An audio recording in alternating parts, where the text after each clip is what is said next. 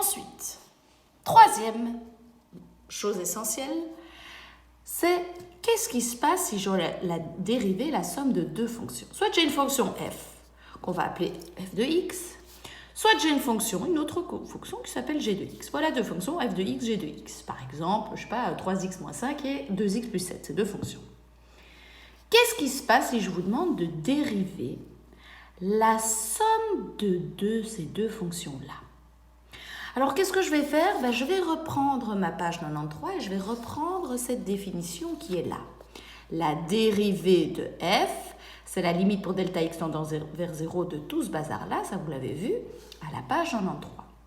Sauf qu'ici, je ne demande pas de dériver f, mais de dériver f plus g. Donc, dans ma définition, tous les f, je vais les transformer en f plus g. Donc, je vais reprendre ça.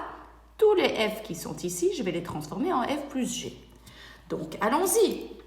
La limite pour delta x tendant vers 0 de, parenthèse, f plus g, de x plus delta x, moins, je ne mets plus f, je mets f plus g, de x, toujours sur delta x. Et ça, c'est la définition de la dérivée de f plus g. J'utilise ça, mais je remplace tous les f par f plus g. Ensuite, ce que je fais une distributivité. Je vais faire f de x plus delta x plus g de x plus delta x. Donc, je vais distribuer ça avec ça, ça avec ça, ça avec ça et ça avec ça. Qu'est-ce que ça me donne? Ça me donne la limite pour delta x tendant vers 0 de f de x plus delta x moins g de x plus delta x moins f de x. Attention, il y a un moins ici, donc ça devient moins g de x. Le tout sur delta x toujours. Ensuite, c'est égal à la limite pour delta x tendant vers 0. Qu'est-ce que je vais faire? Bon, je n'ai pas de crayon de couleur, mais je vais prendre mon stylo. Ce n'est pas grave. Je vais rassembler celui-là avec celui-là. OK? Ça me fait f de x plus delta x moins f de x. Est-ce que tout le monde est d'accord avec ça? Tout le monde est d'accord avec ça. Alors ici, pardon, je me suis trompée, c'est un plus. Merci, je suppose que vous en étiez rendu compte bien avant moi. Puis je vais rassembler celui-là avec celui-là. Donc plus g de x plus delta x moins g de x. Le tout sur delta x. Alors rappelez-vous, la limite d'une somme est la somme des limites. Donc je vais séparer ça en deux. Je vais écrire que c'est la limite pour delta x tendant vers 0 de f de x plus delta x moins f de x sur delta x, plus, je le sépare donc en deux limites, limite pour delta x tendant vers 0 de g de x plus delta x moins g de x, le tout sur delta x. J'ai tout simplement séparé la limite en deux parce que la limite d'une somme est la somme des limites. Et magie, regardez ce qui se passe ici.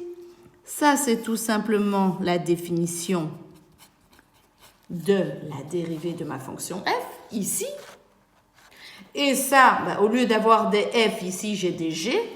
C'est tout simplement la définition de la dérivée de la fonction g.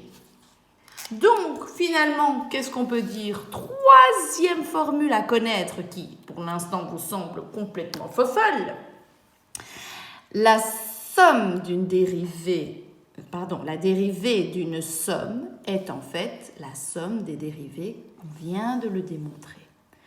Donc, ça vous fait un peu penser la racine carrée d'un produit et le produit des racines carrées. Voilà, c'est un peu l'idée. La dérivée d'une somme est la somme des dérivées. Alors, à quoi ça sert? Je vous donne exactement un exemple. On est d'accord qu'ici, j'ai la fonction y égale à x plus 5.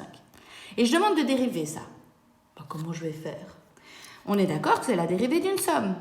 Je viens de dire que la dérivée d'une somme est la somme des dérivées.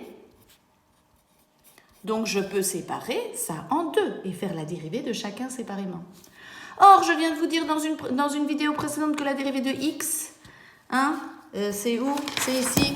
La dérivée de x, ça vaut 1. La dérivée d'une constante, 5, ça vaut combien? Ça vaut 0. Eh bien, la dérivée de la fonction x plus 5, eh bien, ça me donne 1. Ça y est, vous pouvez déjà tout doucement commencer à calculer des dérivées sans passer par toute la formule, de la définition, uniquement en connaissant ces deux petites choses. Donc, on connaît ça. Maintenant, on peut rajouter ça à notre petit formulaire.